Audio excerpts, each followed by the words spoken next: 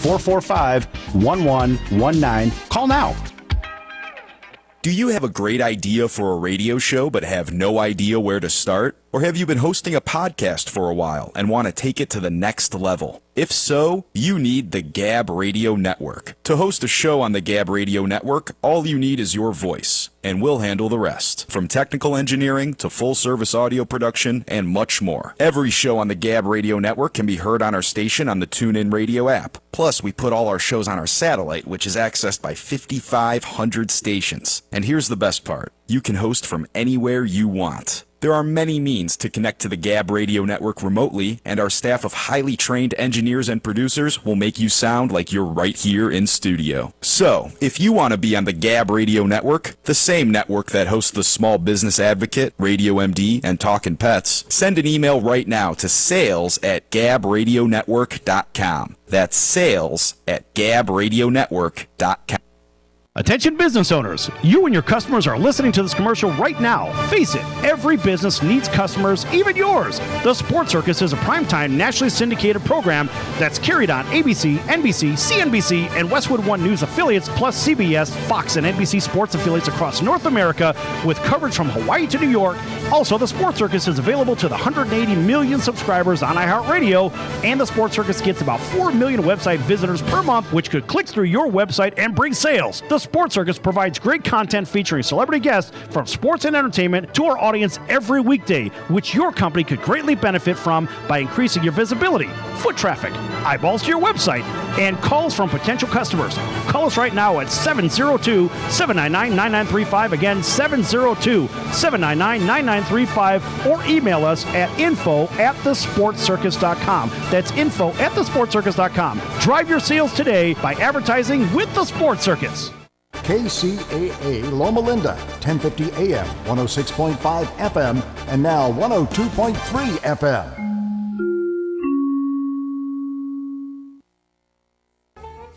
How you doing? This is Gary Garver. In today's society, the majority of people are not getting enough sleep. I know I'm not. If you're like me and having problems getting a good night's rest, whether it's health or stress related, I have a solution for you. South Pacific Sleep Lab. South Pacific Sleep Lab will do an evaluation of your sleep pattern and will provide a comprehensive study so you can start getting a restful, peaceful night of sleep. They take all types of insurance, which will cover your cost of the evaluation, and they will even provide transportation to their offices at no cost to you. For more information, contact Tony at 310-999-1887. That's 310-999-1887. Tony even stays awake all night, 24 hours a day, 7 days a week, so you can sleep better and rest easy. South Pacific Sleep Lab. Start feeling better and getting a great night of sleep today. This is KCAA. It's time for Age of Being 2020 with Barbara Matthews, a show about successful aging, helpful services, and simplifying the complicated with practical solutions. And now, here's your host, Barbara Matthews. Welcome to Age of Being 2020, a program dedicated to solving the challenges of senior care and aging. I'm Barbara Matthews, your host, gerontologist, elder care advocate, and author of the book, Old Age, The Paradox of Physical Decline and Spiritual Greatness. You can hear more about me at iTunes, YouTube, Spreaker, and KCAAradio.com's webpage for Barbara Matthews. You can phone me at 951-428-4099.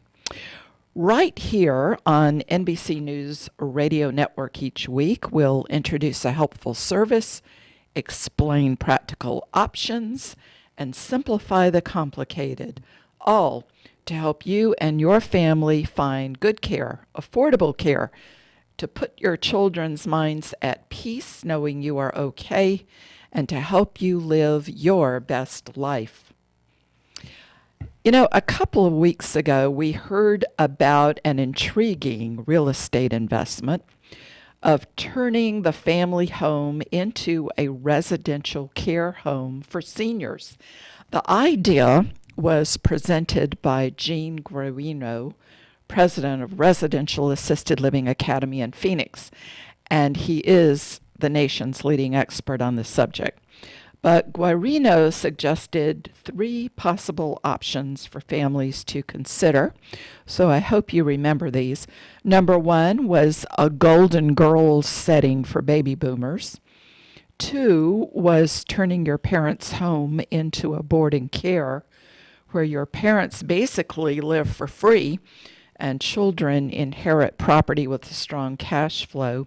And the third idea was simply investing in real estate and letting professionals manage the operations of the senior care aspect. 2 weeks ago, I said, I really like this real estate idea because as a gerontologist, I've observed that too many seniors and their families don't plan ahead for aging parents' health, residential, or financial needs, and too many of these important decisions are really made at the last minute in a crisis when options are limited and time's running out.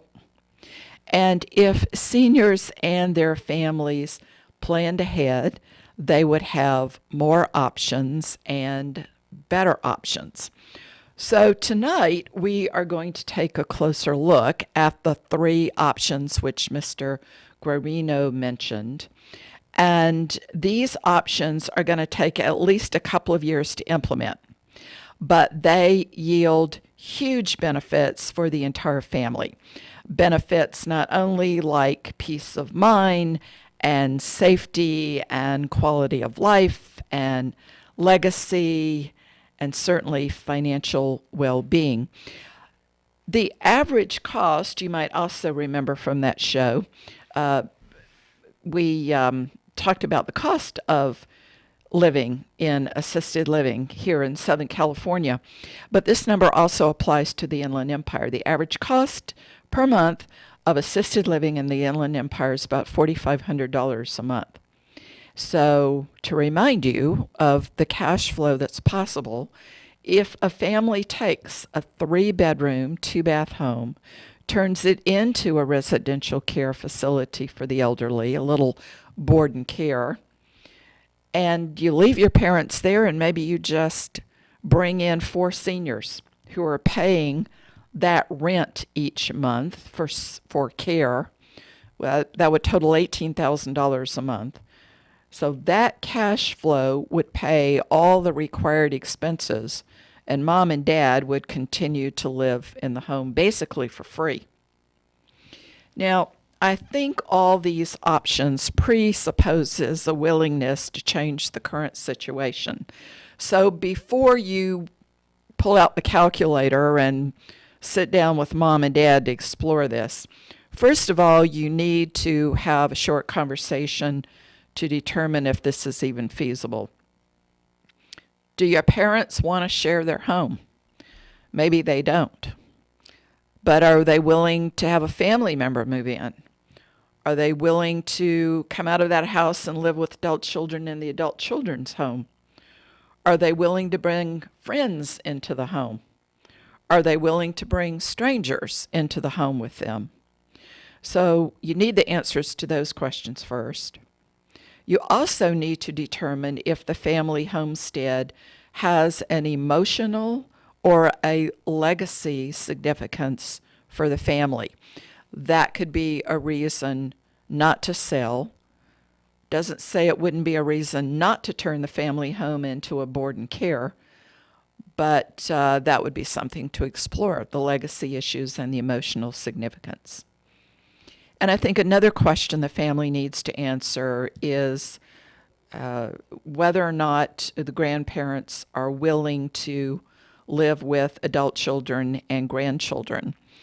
And that's a topic for another show for me to talk about, because on face value it may look like the most cost-effective option, but believe me, it can end up being the most expensive option and destroy family unity.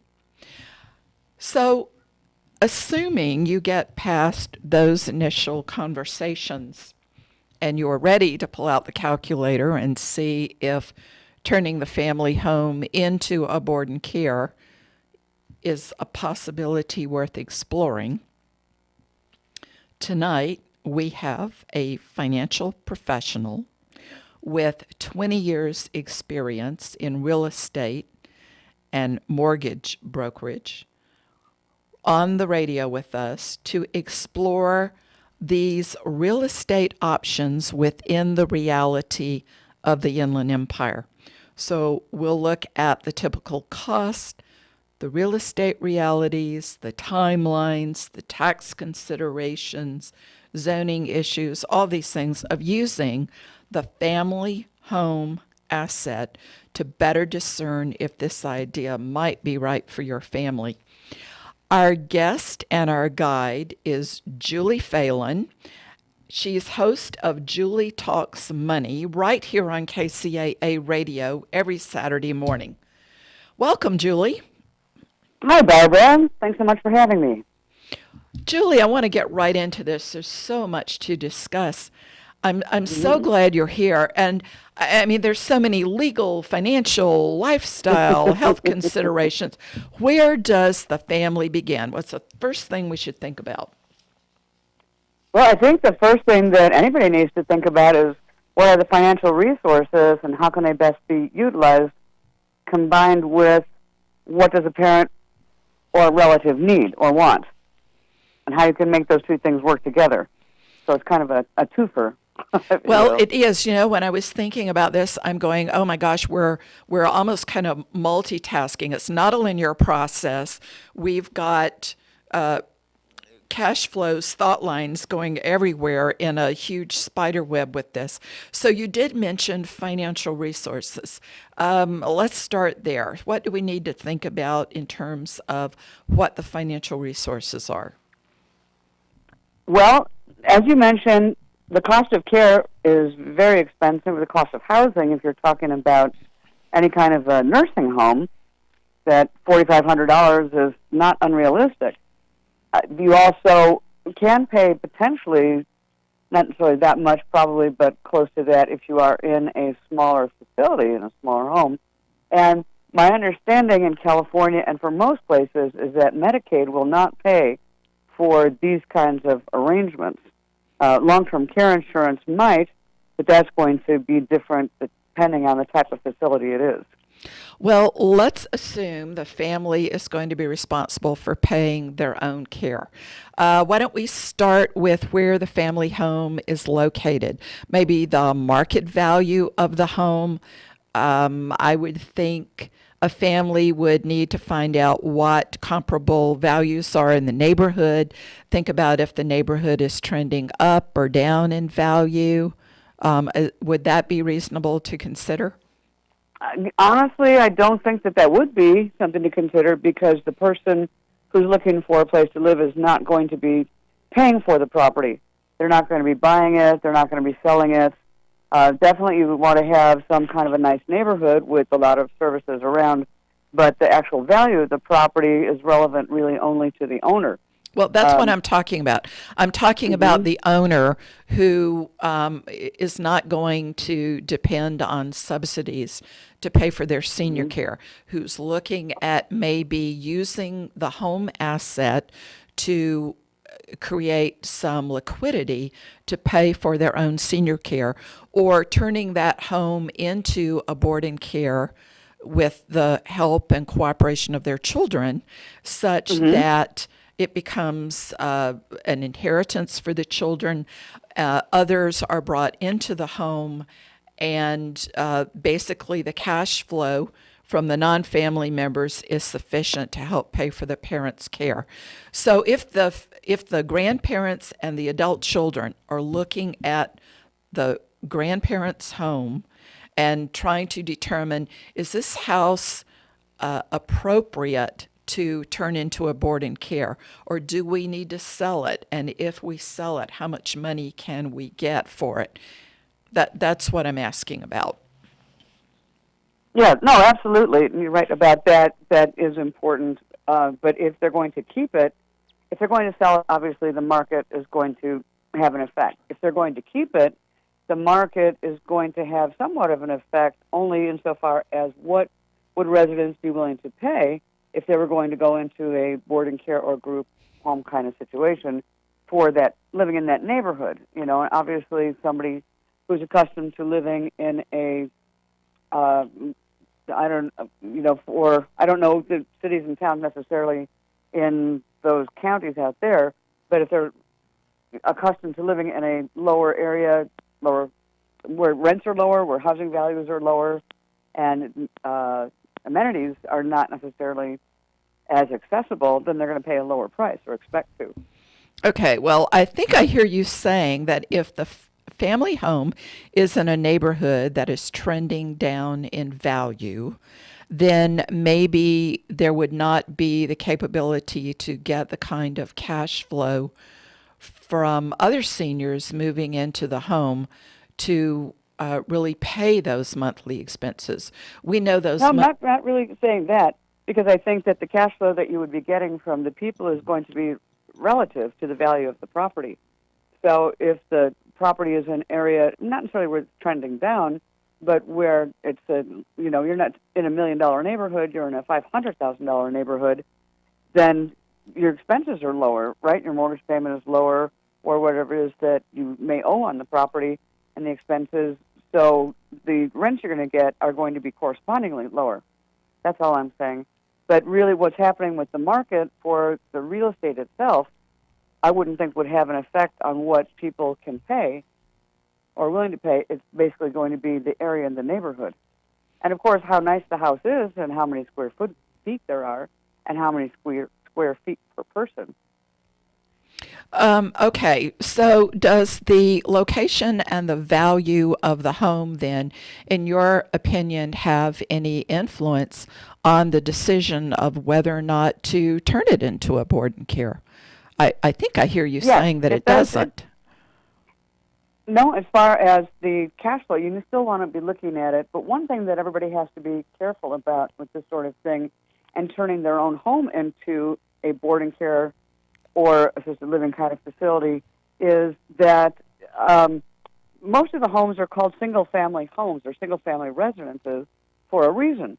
They're supposed to be occupied, according to the zoning laws, only by a single family.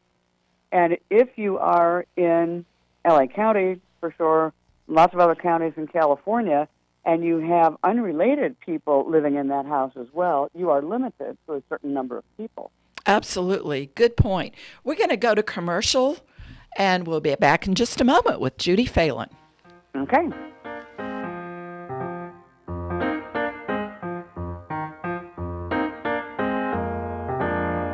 You've been listening to The Age of Being 2020 with Barbara Matthews. We'll return right after this.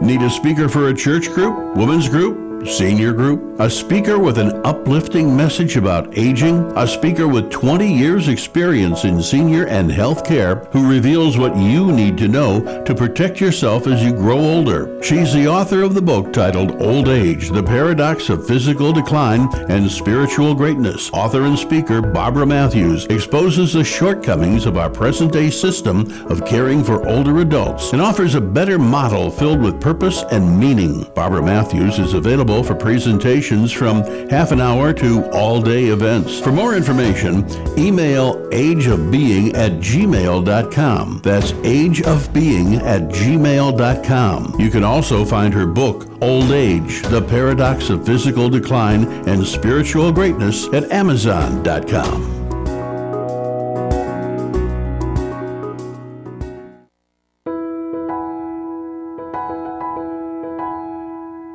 Do You know an older adult who seems to have no purpose in life? Children are grown and gone, health problems limit a social life, driving has become difficult, loneliness and boredom are not unusual for older adults. One of the best gifts you can give them, or give yourself to help them, is a book titled Old Age, The Paradox of Physical Decline and Spiritual Greatness. It explains that although one's physical body is declining in old age, one's spirit is growing stronger, wiser, greater. There's new purpose and new meaning in aging. Go to Amazon.com. Look for the book titled Old Age, The Paradox of Physical Decline and Spiritual Greatness by elder care advocate and author Barbara Matthews, and order it today. That's Barbara Matthews' Old Age, The Paradox of Physical Decline and Spiritual Greatness.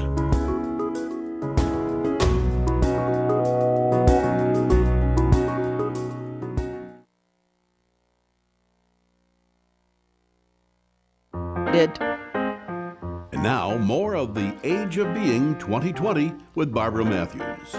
Welcome back to Age of Being 2020, the program dedicated to solving the challenges of senior care and aging. For more information, call 951-428-4099. I'm Barbara Matthews, and today we're talking with Judy Phelan about turning the family home into a board and care senior home.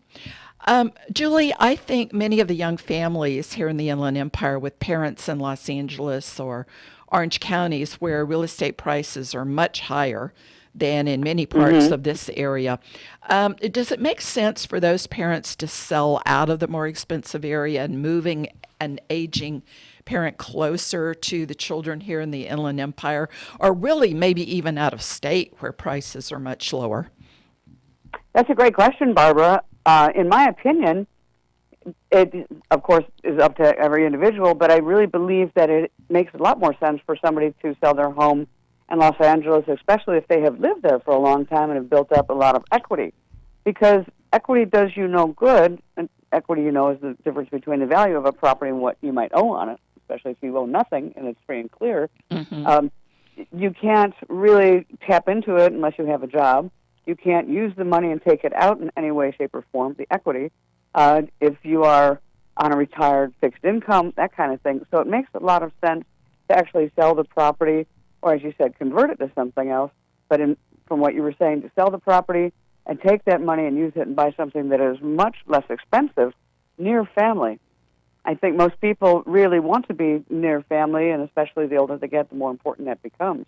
I agree. I do believe that's correct. And let me ask this. Does it matter if the neighborhood prices are trending upward or downward? Does that affect the selling out or the turning it into a board and care?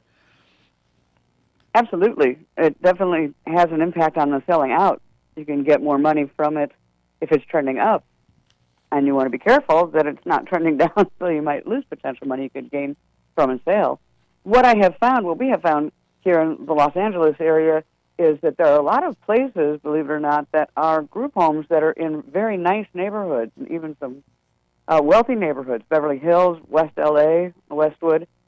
The issue becomes what kind of property it is, if it's a licensed facility, because a lot of people don't want them in their backyard. And sadly, the wealthier neighborhoods seem to be the ones who want them less than other neighborhoods. So would that be an issue of zoning that the family needs to check out the zoning? Well, they definitely need to check the zoning, but pretty much in Los Angeles County, the only way that you can have more than 4 unrelated people living in the same home is if they have some kind of a license. Now, as I'm sure you know, the federal government has the Association of Community Living. They're really encouraging this for a lot of people to do this or have that as an alternative, or to use their house as a board and care home. So they're making the licensing process in California, too, pretty simple. This is for, obviously, properties that don't need a lot of medical, and for individuals who don't need a lot of medical care. But they are more for the board and care homes. And then you can have the difference between a single room or a double room, in an individual private bathroom or a shared bathroom. Obviously, the higher-end homes are going to have more likelihood of a single room with a private bathroom. They're absolutely going to have a difference there. In the wealthier homes, neighborhoods, bigger houses. All good points. What does a family need to think about in terms of paying for this? I mean, can you get a loan, a regular mortgage? Are loans available for this? Do you have to use your own family assets? To purchase a property in order to have a board and care home, or to convert your house to a board and care home? Either one. Either one. Well, that's another excellent question. It's one of those things that's being wrestled with a little bit. Again, if you are a grandparent already and senior, if you want to take some money out of your property in order to convert it for this kind of a use, then you're most likely to want or need a cosigner, because even having cash flow from the property is not necessarily going to be counted as income towards how you're going to pay back a loan for your own primary residence, because you've never done that before, so there's no history, there's no paper trail, shall we say, there's no evidence that, okay, you're not going to use it only as your single-family home. You are, in fact, going to have some kinds of tenants or renters kind of thing in there. So the ideal thing, in my opinion, is to have one of your children co-sign on a loan where you can tap into the equity of the home. It actually will have some good tax benefits, too, for somebody, because then they'll be part owner of the property as opposed to having to pay an inheritance tax, but they should talk to a tax attorney about that. So to get some money and a loan or a mortgage in order to buy a property or to convert your own home for this kind of purpose generally will take a new loan that would be difficult for somebody to get without one of their children on the loan as well, simply because most of them are going to be, again, on a fixed income. Now, if you've got somebody who's very wealthy, they already have a lot of cash flow, they maybe have a business or they have a lot of investments that are throwing off money to them, that's a different story. Then they'd be more likely to be able to get a mortgage themselves or a home equity line of credit. Absolutely. That's a little bit easier to get from a bank. So should the family set up a separate ownership, it set it up as a business, as perhaps a limited liability corporation, something of that? Or I would think if you're keeping it in family names, a trust comes to mind, but you can't do that if the children's name is on it. Or am I mistaken? I'm not sure about trust. Okay. Honestly, I believe that, as we talked about on my show on Saturday, somebody could set up a self-directed IRA, and then they could put the house into that, and I'm talking about one of the children, not the person who owns it, because you cannot benefit from a possession in a self-directed IRA, like by living in it or driving a car. But if one of the kids had a self-directed IRA, then the ownership of the property could be in that IRA. That is a great idea. Retirement income. That is a great idea. I hadn't thought about that. I like that. Oh my gosh, so much to think about. That is. Now, that's not cash flow that you can tap into and work with, but that can actually help you get the property. Okay. Or get the money and transfer it easily. And are there any particular tax considerations the family really needs to think about? So, for example, are there greater tax benefits to set this up as a business versus personal? I think somebody should actually talk to a business attorney or talk about LLCs, because that idea that you mentioned is a really good one, Barbara. You could do that. We all know that if a person owns $1 million house, for example, free and clear, and they're single because maybe a spouse died, they only can claim $250,000 as an exemption from a capital gains tax, and it's possible, depending on what they paid for the house, that they could be taxed on up to $750,000 from the sale of the property or the passing of the property. Nobody wants that, right? Yeah. So there's definite tax ramifications. I really encourage people to do something with their property before they pass and before they may be in a situation where there's going to be a huge tax hit to their heirs. Excellent. And if they can do something with their property so they can kind of bypass those things, or not bypass them, you know what I'm saying? So, but, they kind of take care of those things so that they're taking care of their kids and they have a legacy to give them, plus taking care of their own needs right now. And Julie, having cash, that'd be great. And Julie, I've just got about 15 seconds here. But I wanted to ask that I know you've done a lot of straight real estate investing. So if someone wanted to do that, perhaps to buy a home, to renovate it, hire professional management to take care of the senior care aspect of it, or is there anything in particular a family would need to be aware of for just straight investing in the real estate? Do they just turn it into a business, a real estate investment business, or are there, and just go forward with it in that sense? I think everybody always has to start with the end in mind and know exactly what they're going to do with the property. And if they are going to do something for board and care or residential or assisted living, definitely check out whatever the laws and regulations are in their city and their county.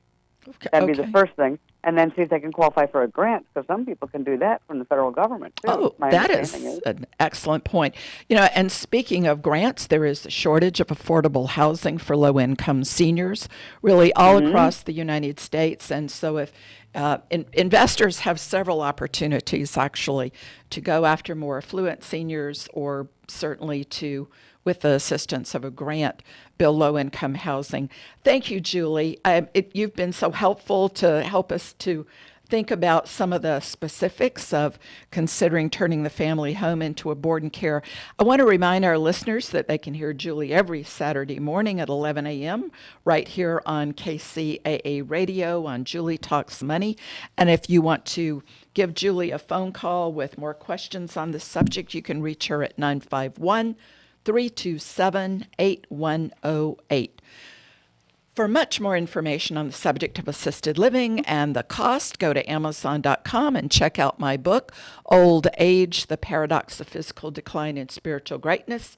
You can find me at iTunes, YouTube, Spreaker, and my webpage at KCAAradio.com. You can phone me at 951-428-4099. Join me next week for Age of Being 2020, helping you live your best life. You're listening to KCAA Radio simulcast on 102.3 FM. Age of Being 2020 with Barbara Matthews on KCAA. Join us each week as we explore successful aging, helpful services, and simplifying the complicated with practical solutions each week at this time right here on NBC Radio, KCAA, 1050 AM, 102. This is KCAA.